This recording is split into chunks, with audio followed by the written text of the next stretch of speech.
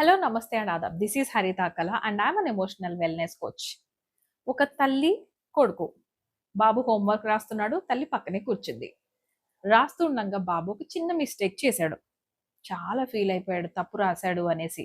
ఇంకా అది ఏడ్చేంత స్టేజ్కి వెళ్తుంది. అప్పుడు వాళ్ళ అమ్మ ఒక చిన్న హెల్ప్ చేసింది. మీ అందరికి తెలిసిందే, మనం ఏం చేస్తామో తెలుసు కదా. ఇవి సింపుల్గా ఎరేజర్ పెట్టి ఎరేజ్ చేసేసి ఇప్పుడు మళ్ళీ రాయి అని అంటాం. Yes are no? సో ఇక్కడ ఏంటి అంటే పెన్సిల్ అండ్ ఎరేజర్ ఎందుకు కాంబినేషన్లో మనం చిన్న పిల్లలకి నేర్పిస్తాం తెలుసా అండి?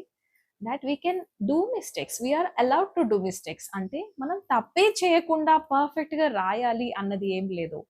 మనకి లైఫ్లో కూడాని ఫస్టే మనకి ఇలానే లైఫ్ లీడ్ చేయాలి అని ఎవరు తెలీదు, మనకి ఎవరికి రాదు కూడా.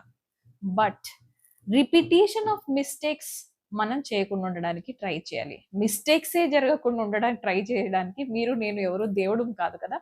బట్ మిస్టేక్స్ జరిగిన తర్వాత మనం దాన్ని రీకవర్ ఎలా చేస్తున్నాము, మనం నిజంగానే తప్పు చేస్తే వెళ్ళి క్షమాపణ అడుగుతున్నామా లేదా, రైట్? మీ ఎరేజర్ మీరు ఎలా యూస్ చేస్తున్నారు, ఎన్నిసార్లు యూస్ చేస్తున్నారు అన్నది మీ మీదనే ఉంటుంది.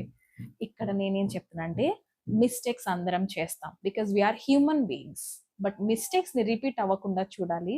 మోస్ట్ ఇంపార్టెంట్లీ మిస్టేక్సే చేయకుండా నేను ఉండాలి అన్న మైండ్ సెట్ నుంచి కూడా కొంచెం బయటికి రండి.